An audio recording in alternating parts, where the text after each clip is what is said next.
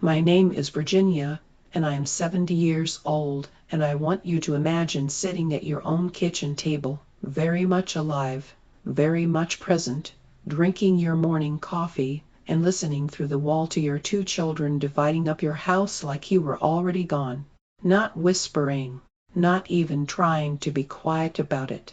Just talking, room by room, piece by piece, like an auction preview, while I sat 12 feet away with a coffee cup going cold in my hands and my whole chest caving in.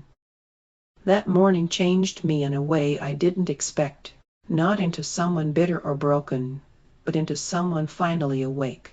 And what I did in the months that followed, quietly, carefully, and completely without telling a single soul in my family, turned out to be the most powerful thing I have ever done in 70 years of living. Let me take you back to where this story really begins, because the kitchen table moment didn't come out of nowhere. It was the end of something that had been building for a very long time, and you need to understand the full picture to understand why I made the choices I eventually made. My husband Gerald passed away 4 years ago. Lung cancer, 14 months from diagnosis to the end, and those 14 months were the hardest of my entire life. Gerald and I had been married for 46 years.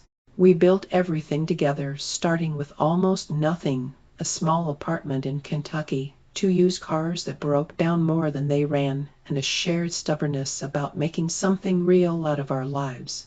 By the time Gerald retired, we had a beautiful home in Tennessee, a paid-off mortgage, modest savings, and 2 adult children we were enormously proud of. Our son is named Robert. He's 44, works in insurance, lives about 30 minutes from me with his wife Patrice and their 2 teenage boys. Our daughter is named Susan. She's 41, a real estate agent, divorced 3 years ago, lives about 20 minutes away with her daughter Emma, who is 12. I tell you their professions because they matter to this story, particularly Susan's, in ways I didn't fully appreciate until much later. After Gerald died, both Robert and Susan were wonderful, genuinely wonderful, for about 8 months. They took turns checking on me, brought food, helped me sort through Gerald's belongings, sat with me when the silence got too heavy to carry alone. I told myself I was the luckiest grieving woman in Tennessee to have children who showed up so completely during the worst time of her life. But grief has a shelf life in other people's patience, even people who love you, and somewhere around the 9 or 10-month mark, I started noticing a subtle shift in how my children talked to me, and more importantly, how they talked about my future. It started with small comments. Robert mentioned once casually, over Sunday dinner, that the house was a lot for one person to maintain. Susan, who again is a real estate agent, started bringing up property values in my neighborhood with a little too much enthusiasm, mentioning what similar homes had sold for recently, how the market was really strong right now. Mom, if anyone were ever thinking about making a move.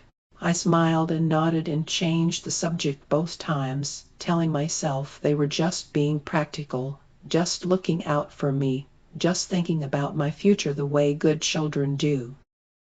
Then the comments became conversations, and the conversations became pressure, gentle at first, then steadily less so. About 18 months after Gerald passed, Robert sat me down and said he and Susan had been talking, and they thought it might be time for me to start thinking about next steps. He meant moving out of my home. He framed it kindly, talking about how a smaller place would be easier to manage, how the equity in the house could supplement my retirement income, how they both worried about me being alone in such a big space. I asked him directly, Robert, do you need money? Is that what this is about?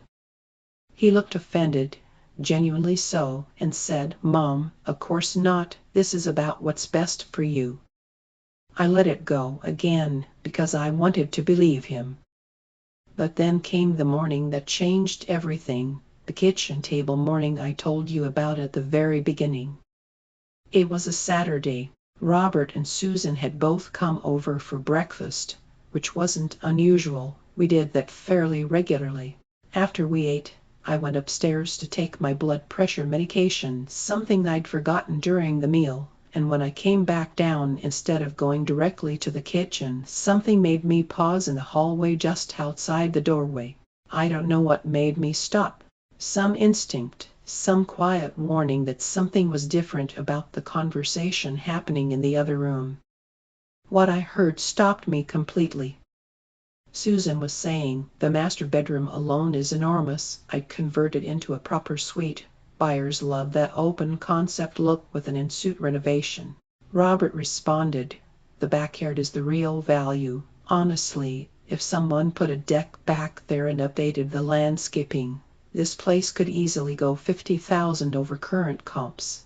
Susan laughed softly and said, "We just have to handle Mom gently about the timeline. You know how attached she is. But realistically, if we list by spring, we're looking at a really strong return." I stood in that hallway, completely still, listening to my children discuss selling my home, a home Gerald and I built our lives in, a home where my children learned to walk and came home from school and spent every Christmas of their entire lives as though it were already an asset they were preparing to liquidate. I was still alive. I was standing 12 feet away. And not once in that conversation did either of them mention what I might want. I walked back into the kitchen, sat down at the table, picked up my coffee, and said nothing. I watched their faces when they saw me, watched the brief flash of something, guilt, or maybe just surprise, cross both of their expressions before they smoothed it away. Susan said brightly, "Mom, we were just talking about how great your backyard could look with some new landscaping." Robert nodded. "Yeah, we should do a little project back there this spring." I smiled and said, "That sounds lovely." And in that moment, something inside me made a decision that my face didn't show at all. I waited 2 full weeks before doing anything, because I wanted to be absolutely certain I was acting from clarity and not from hurt. I cried privately. Yes, I grieved again, not for Gerald this time, but for the version of my children I thought I had raised, the version that would never have sat in their mother's kitchen planning her displacement while she was upstairs. I gave myself 2 weeks to feel all of that, and then I put the feelings aside and started thinking practically. The first thing I did was call my longtime lawyer, a man named Arthur Pemberton, who had handled Gerald's will and various legal matters for our family for over 20 years.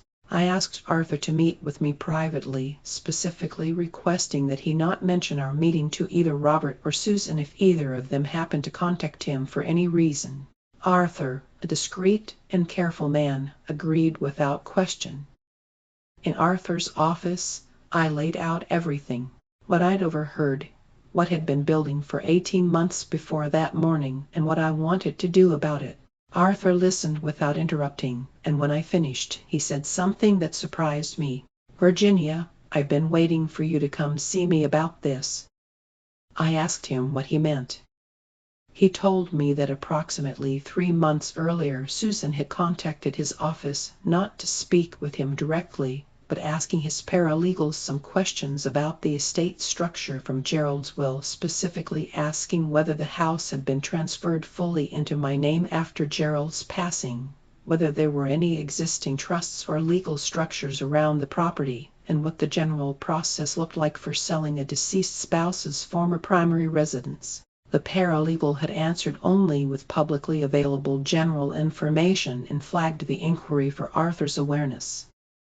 This was the first twist, and it landed like cold water. Susan hadn't just been casually discussing selling my house at the breakfast table. She had been researching the legal landscape around my property for months before that morning, quietly, without telling me, without involving me at all.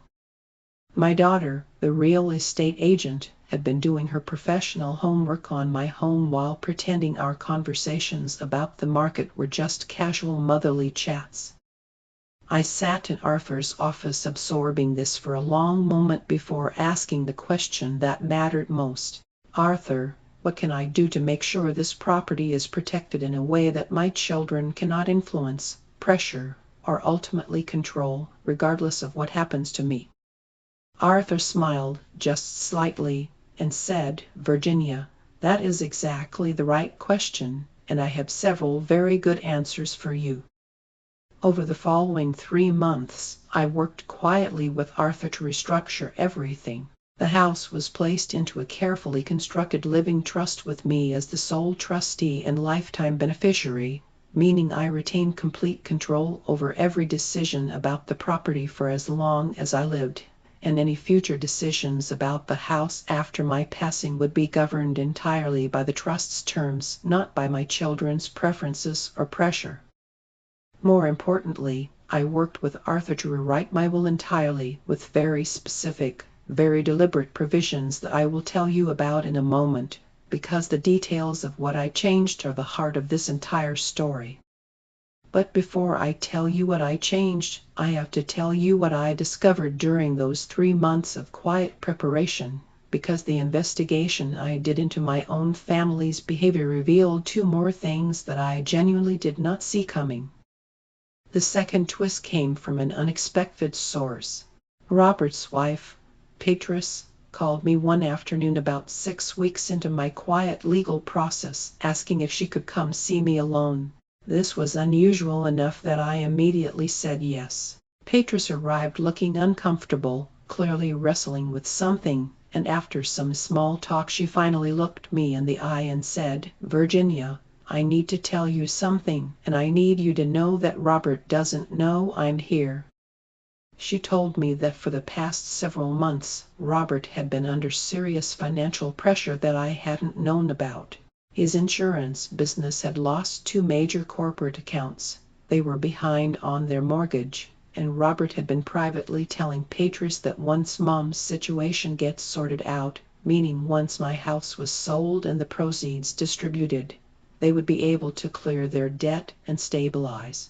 He had apparently told Beatrice this so matter-of-factly, so assuredly, as though my house was simply a financial resource waiting to be accessed, that Beatrice had grown increasingly uncomfortable with the entire conversation and felt I deserved to know the truth.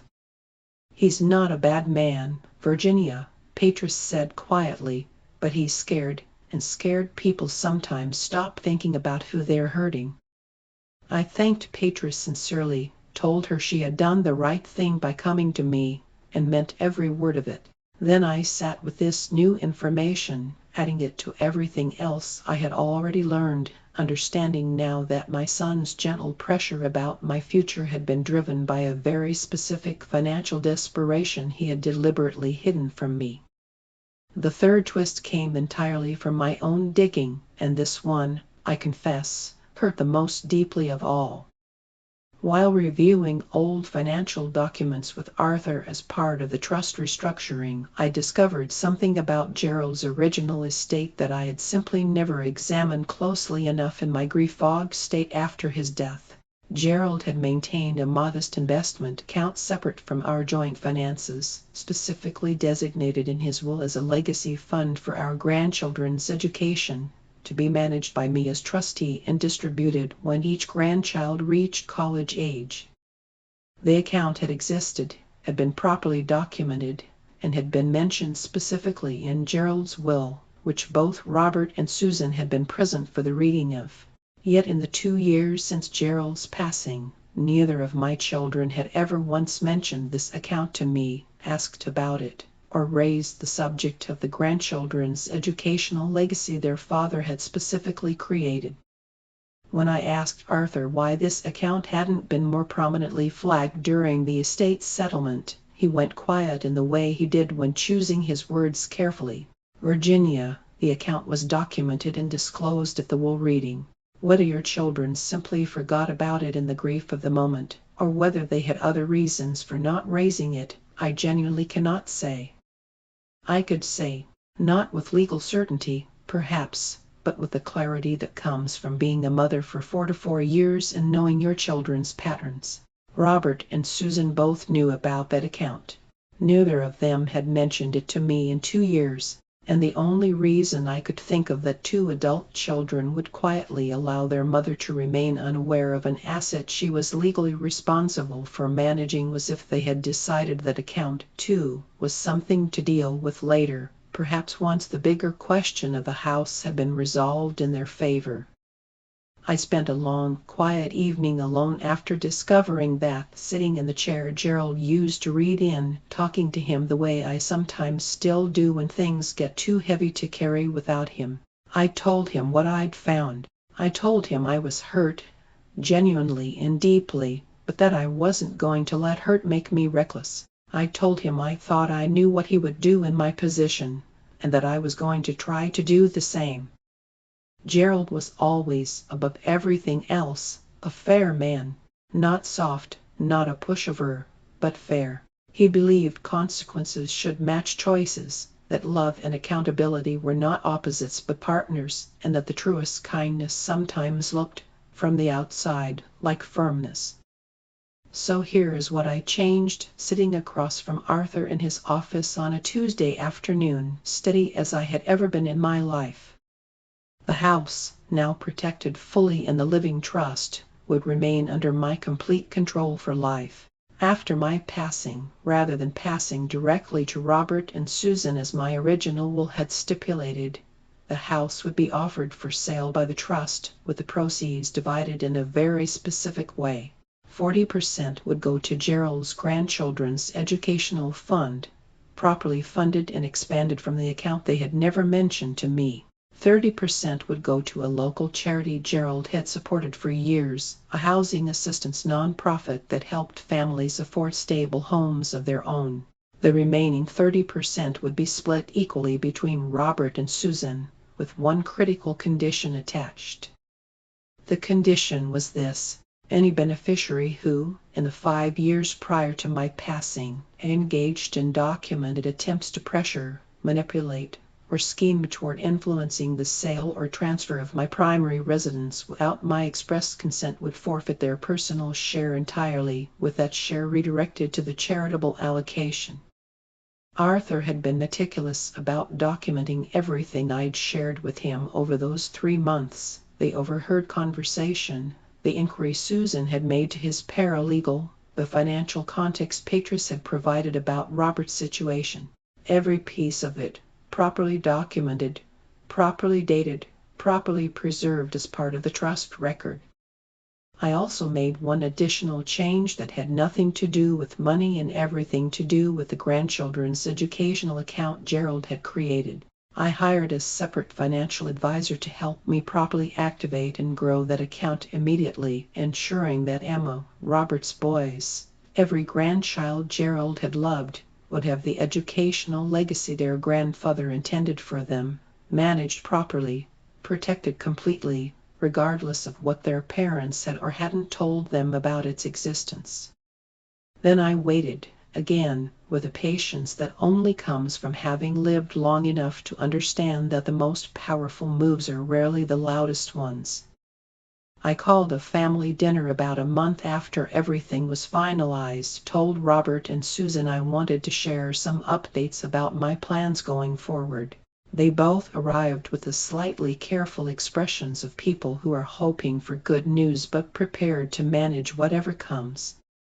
I had asked Arthur to join us, something I'd never done before at a family dinner, and the moment they saw him sitting at my table, both of my children went very still.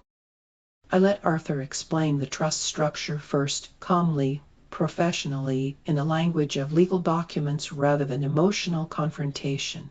I watched Robert and Susan's faces as they understood, piece by piece, that the house they had been quietly planning around was now legally structured in a way that removed their ability to pressure or influence any decision about it, ever.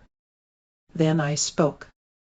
I told them, as honestly and as gently as I could manage, that I knew about the breakfast table conversation, that I had been standing in the hallway, that I had heard every word. The silence that followed was the longest I have ever sat through at my own dinner table. Susan started to explain, and I held up one hand, not unkindly, and said, "I'm not finished." I told them I knew about Susan's inquiry to Arthur's paralegal. I told them I knew about Robert's financial situation. I told them I knew neither of them had mentioned Gerald's grandchildren's educational account to me in 2 years, an account they had both been present to hear about at their father's will reading. Robert put his face in his hands. Susan looked at the table. I told them the new terms of my estate. All of it, including the forfeiture clause and exactly what qualified as triggering it. Then I told them something that wasn't in any legal document, because some things don't belong in legal documents. They belong between a mother and her children, spoken out loud in a real room, where everyone has to sit with the words afterward. I understand that fear makes people do things they wouldn't otherwise do, I said. Robert, I know you're struggling financially, and I wish you had come to me directly instead of quietly banking on my house as your solution.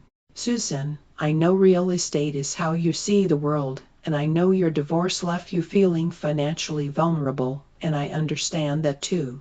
What I cannot understand, and what I cannot simply overlook, is that both of you sat in my kitchen discussing the sale of my home while I was alive, while I was in this house, while I was still your mother who had the right to make her own decisions, and neither of you thought to include me in that conversation. Not because you forgot, but because you had already decided what my future should look like, and you were simply working out the details. I let that sit for a moment before finishing. I am not punishing you. I am protecting myself, the way I should have done from the moment those conversations started 18 months ago. And I am telling you clearly, as your mother, that the door is still open, not to my house as a financial asset, but to me as your parent. If you want a relationship with me, a real one, I am here. But it will be built on honesty, from now on, completely and without exception. It has been 8 months since that dinner. Things are different now, in ways that are still unfolding. Robert came to me privately 2 weeks later and told me the full truth about his financial situation. Finally, completely, and we worked out a proper short-term loan arrangement, documented through Arthur, that gave him the breathing room he needed without either of us pretending the house was the answer.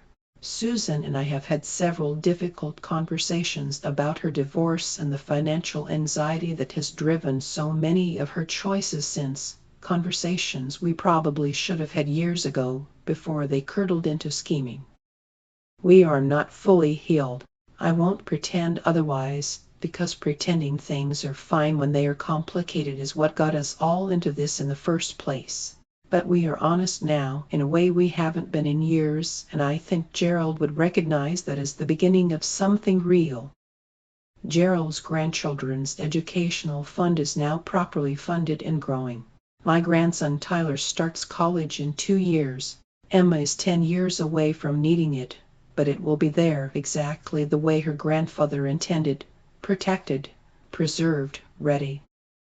And my house that Gerald and I built our lives in, sits exactly where it has always sat, paid for, protected, and entirely mine for as long as I choose to stay in it.